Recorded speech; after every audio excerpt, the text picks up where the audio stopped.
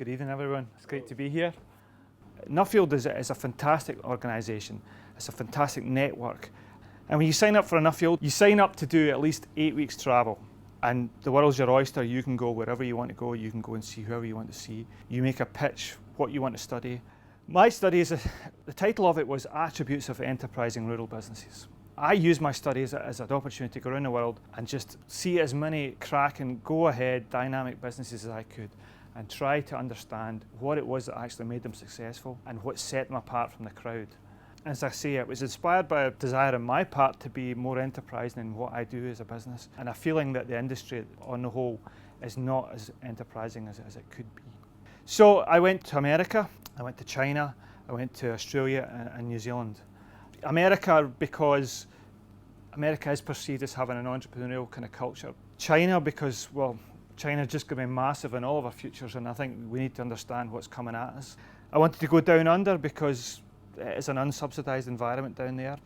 You know, Australia entrepreneurship is really driven by the extremes of the environment. And New Zealand, I had to go to New Zealand just to understand this share farming system, how people can start from down there and develop, you know, phenomenal businesses. So, you know, it was a real eye-opener.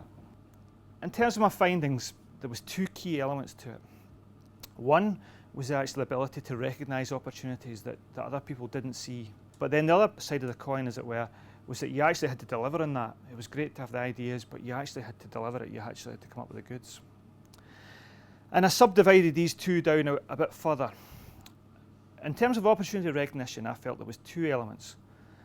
The first I called motivation. You have to have that hunger, you have to have that drive, you have to have that vision. And successful people I came across just had that in bucket loads, and probably more so focus.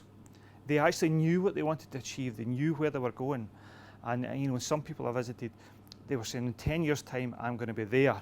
And to do that, I'm going to have done this, that and that to get there. They had a real progression path.